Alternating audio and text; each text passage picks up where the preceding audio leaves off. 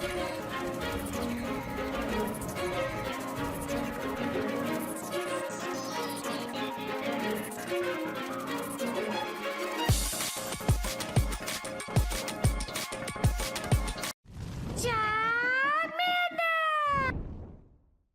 guys, King of Charms here, today I'm judge, your jury, and your analyst. And today I bring to you the most powerful ABB team in the freaking Sinnoh Cup. And it's kind of mind-numbing, because you'll see in a sec. Anyways, please consider contributing to ppoke.com. So, if you go to the top performers over here, and we go to Sinnoh Cup, as you see, the top 5 team, no, literally, number 5 is Gastrodon Double Steel. Gastrodon, Bastiodon, of course, and Empoleon, which a lot of people were actually using. Out of the top 5, this was the most used team, and 0.8 out of 0.8%, this ABB team absolutely taps its way to victory. This is a tap team. The idea of this team is to basically draw out the fighter using Empoleon, come out with shield advantage, and then you destroy your opponent's soul for the W. It actually does really well. I almost 5-0'd with it. Keyword is almost. Got hard countered for the last one. But you can actually lose the lead a lot with this one and still come out with a lot of dubs. You'll see in the Shoutcast where I lose a ton of leads and I'm like, oh, holy crap. Just because Bastion's so tanky or like with the shield advantage actually matters. There's a lot of fancy things you can do. So I hope you guys enjoyed the Shoutcast. I'm not going to go too far into team. It has a lot of bulk coverage. Not very safe. You're using a freaking Empoleon as your safe switch. Again, draw out strats work for this. It does work for Sinnoh Cup. And this is actually a triple tap team because you're using, again, you're using Mud Slap, Waterfall, and freaking Smackdown. So tap to victory. You want to run through your sets. You want the most powerful ABB team statistically because this is technically the most powerful ABB team. Standing at a 570 rating at the top 5. So it's a top 5 team. And at a 570, a very high rating, it is the most powerful ABB team in the Sinnoh Cup. So, it's very powerful. You only have to watch out. Of course, if you lose the lead, you switch out, you draw out the Empoleon, farm down whatever's in front of you, and hopefully Gastrodon and Bastiodon can close out the match for you. It's a very RPS-y team, but this strat, that draw out strat with Empoleon actually works really well, and you will see it in the Shoutcast. Mental health tip for the day. So, for my mental health tip of the day, because we are talking about double steal, make sure you steal your resilience. Resiliency is important. So, make sure you're building not only your physical health, because you must be swole. And as you see, King of Charmander is pretty dang solid. Because, you know, I like to fight, and I have to be pretty solid, because I have high school kids beat me up on the mat all the time and try to take my soul and will because I'm a wrestling coach. But anyways, past that point. Yes, make sure you're building your resiliency. Make sure your mental health is at tip-top shape. And this is coming from someone that's actually seeking to be a licensed clinician. Actually, I'm seeking licensure both as a professional clinical counselor and as a licensed marriage family therapist. You might as well get both, you know what I mean? So, I'm going for both, and it's a long road, but make sure you are taking care of your mental health. COVID made the world go boom boom, and not boom boom like Bastiodon with all your elo, but the fact is the world is a really rough place right now. So make sure you are building your resiliency. So make sure you are doing mindfulness exercises, make sure you're doing relaxations, take care of your mind and build that resiliency. Usually you can only build resiliency by going through a whole bunch of crap and then overcoming it, and that's how resilience builds. I should know, I served 7 years in the military, I'm a freaking therapist for crying out loud, and I fight. So yeah, a freaking professional fighter, a coach, and yeah, you through all, when life gives you lemons, you don't make lemonade. You punch it in the face and you destroy it. So build your resiliency, try to get strong as you can physically and mentally. At the same, they go hand in hand. So you build yourself physically, your mental health will improve, and vice versa. But make sure you're doing both because you need balance. So yes, build your resiliency. Resiliency is important. You can overcome anything in front of you as long as you breathe for another day and as long as you live for another tomorrow. There, you can and will overcome whatever is in front of you in your path. And speaking in front of my path, I have the Shoutcast. So without further ado, let's get started. Alright, here are the battles. So, as you see, we have a terrible lead off the bat. Gastrodon versus Drifblim. I have no idea how this team wins back from losing leads, by the way. Just because I did no practice with this. So, Empoleon will factually be your safe switch because you don't want Bastiodon to be blown down. what Empoleon features as, it's kind of like the lure, so that you can lure out the counter or the fighter, and then what happens is you could farm it down with Gastrodon. As you see here, I'm not shielding anything. I want to come out with shield advantage. So what I'm going to do here is I'm going to send in Bastion and smack the unholy crap out of this freaking Drifblim. You want to wait until the timer runs out, though, with tap teams, just because you want to switch out right away, because you don't want to spend Bastion. Bastion doesn't like having fighters in front of it. Our opponent is probably going to Icy Wind and debuff me or Ball Out. As you see, literal Ball Out only does 25% because this thing is so freaking overpowered. And we get a Roserade. So my brain is like, what? Okay, this is bad. Because I can't switch out of this matchup because Gastrodon gets trucked by these bullet seeds. So we're going to straight Flamethrower. The good thing is we have 2 shields. So this is why you switch out Empoleon, try to break that shield, come out with shield advantage, and then you try to use that shield advantage to close out. Our opponent elects to let the Roserade go, and I'm like, why? And I'm like, oh, it's an Abomasnow. And I'm like, oh, great, the Abominable Snowman. If you didn't vote for it 4 years ago, it is no longer here. But make sure you vote for Obama, regardless. Make sure on your cards, on the other. Don't vote for Mickey Mouse, vote for Obama. And as you see here, we're just attempting to blast as much shields as we can, and hopefully we can just smack down this Abomasnow. Because I'm not shielding here because I can eat a decent amount of Weather Balls, and what I'm basically planning on doing here is that get it low enough to where I can Mud Slap down, or they just let it through, and then that Drifblim is just going to get trucked by these Smackdowns, and that's GG's. I think my opponent pretty much gave up. Because even at this point, I should be able to Mud Slap down, and that's GG's. Even if they expend their shield, I can Mud Slap down for the dub, and that my opponent basically just gave up. But as you see, Empoleon is your safe switch. And for our second match, we have a really sweaty matchup. I was like, dang, a legend on legend with this freaking team, and we lose the lead again. So I viciously switch out into our Empoleon, and I'm like, oh, this is going to be fantastic. And this is exactly what I'm talking about, where you kind of use Empoleon as a bait to bait out the fighter. Even though I don't like bait out strats because you're sacrificing something in the begin with, but like, it works. As you see, we bait out the freaking Lucario and we get punched down, and this thing has a bazillion energy. This might be a Shadow Ball, or this might be a Power Punch. So shield at my own risk, and I choose not to shield, and I call the bait, which is great because this should be another Power Punch, and then we don't have to shield it at all. Shadow Ball will do big damage to Gastrodon, so you don't want to eat another one, and I shield the second one just because I'm like, maybe it's, you know, I don't want to eat it. And I don't want to go down shields anyway. So it doesn't really matter because we have that Drifblim. We have the Gliscor, and I realized that it was actually Fury Cutter. So my brain was like, okay, you know what? This might not be that bad. Unless this is a Night Slash and they get the boost, then it's going to be really bad. But as you see here, we're just going to slam our body.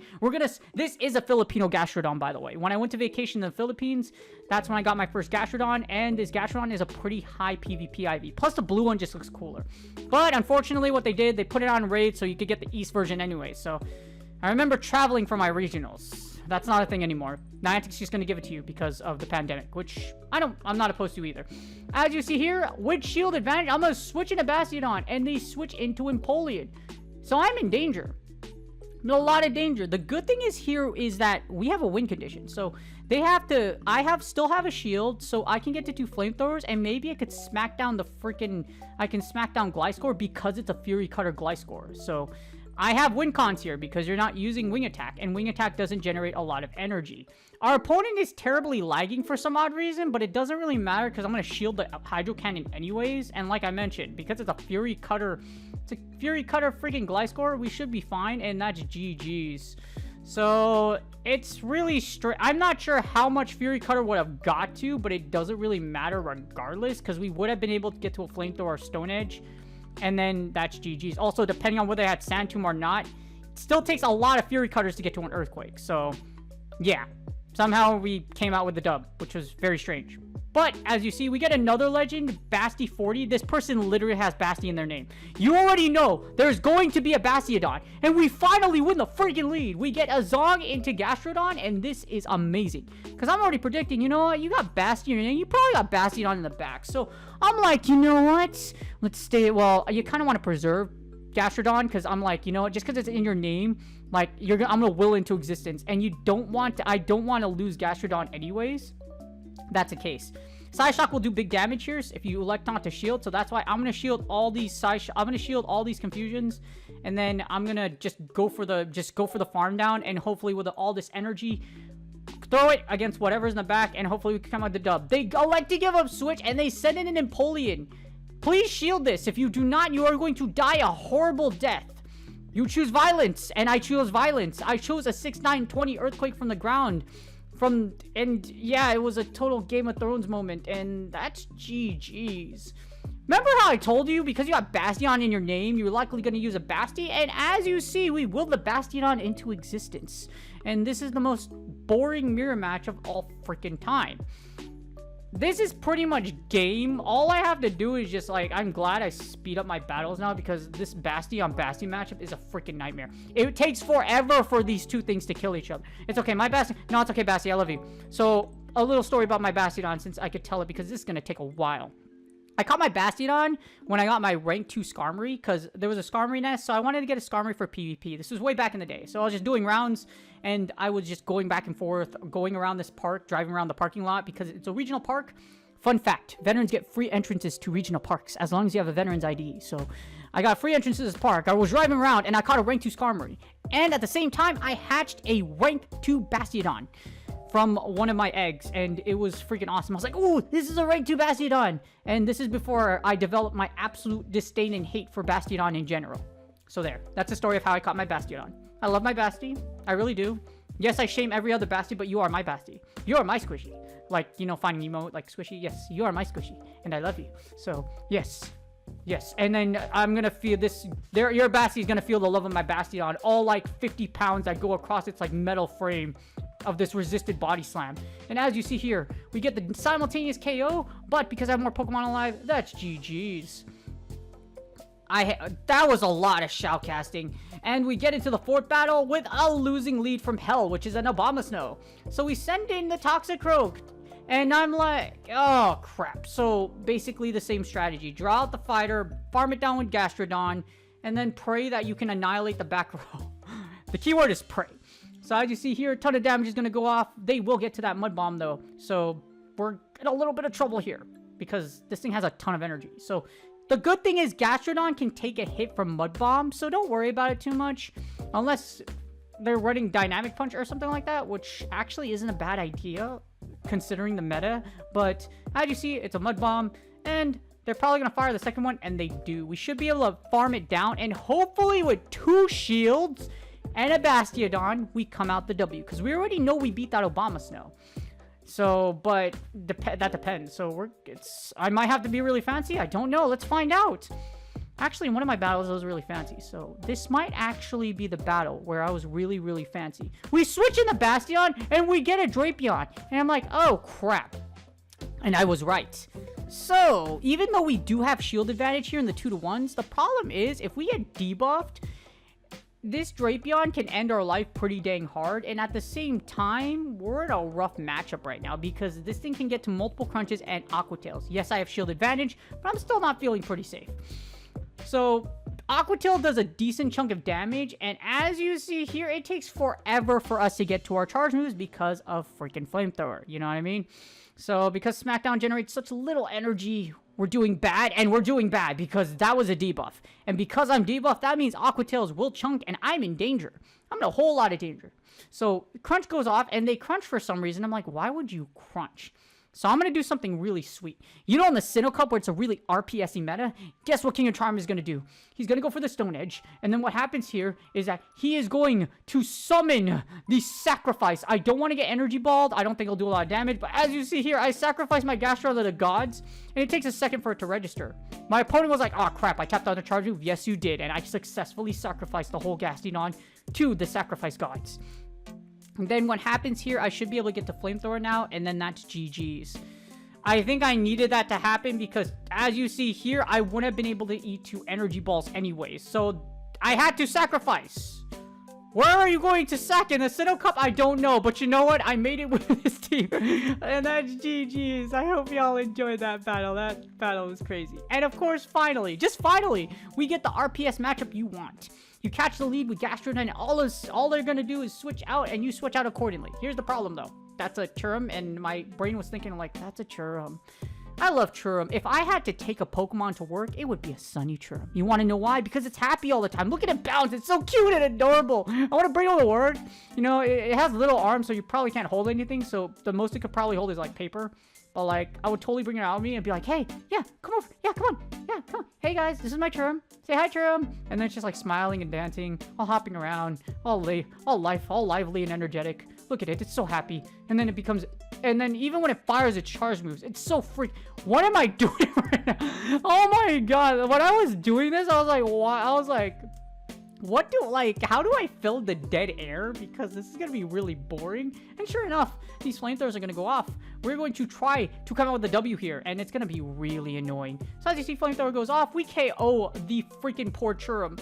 And what's going to happen in this instant is that they're going to send in the Empoleon, or they're going to send in something else. So we get the Empoleon, and I'm like, oh, that's GG's. Well, it depends, because we still have to win against the back row. I don't know what they have in the back. Yeah, we have shield advantage. Yeah, we have a whole Gastrodon, but if they have something that counters me really hard, I'm in a lot of trouble, because they got a ton of energy from our back. Well, not a ton, but they got energy. So they Hydro Cannon down, and I'm kind of like trying to figure out my life choices, and that happens to be Wormadam. And now, here's a great thing. You have an Exo Wormadam, but you know what? I have a freaking Emperor Penguin. An Emperor Penguin will wall a Wormadam. So I love this. This is GG's. I hope y'all enjoyed this battle. But yes, this draw out the fighter strat actually works with this team. And tap team is mighty. And if you want to run through your sets, this team will do really well for you. And that's GG's. Hope you guys enjoyed the Shoutcast. This team was nuts. Tap goes bam bam in this cup. And that's GG's. I hope you guys enjoyed the Shoutcast. As you see, this ABB team that uses a drought strat and then the two most powerful tap mons in the meta actually works really well. So if you are seeking to run through your sets really fast with a very well, this team doesn't really take a lot of stress. Seriously, you lose the lead, send in Empoleon, try to draw out the fighter, farm it down, and as you see here, you could possibly come out with the W. Not a lot of complicated strats here. I think I did my sets with this team really quickly. So yes, it's a very powerful team, and it is the most powerful ABB team. So I almost 5-0'd with it, but then I got hard countered. When you use this, you know, the strategy works really well, but if they have double counters to steal in the back, there's really nothing you can do. I think I lost to a Gastrodon and like a Toxicroak in the back or something of that sort. So I died pretty hard. But anyways, I hope you guys enjoyed the video. I hope you guys enjoyed the Shoutcast. This team works really well. So again, if you want to run through your sets really quickly, this is the most powerful ABB team statistically. Will do very well for you in the Sinnoh Cup. Do me a huge favor, please like and subscribe. It's totally free. Next to these two Charmanders at the bottom right, you will see the subscribe box. Put your mouse over it. You could easily subscribe from there. Really appreciate my current subscribers. Good luck on your Go Battle League sets, and I will see you guys on your next video I'll see you guys on my next video as you tap your way to victory if you use this team.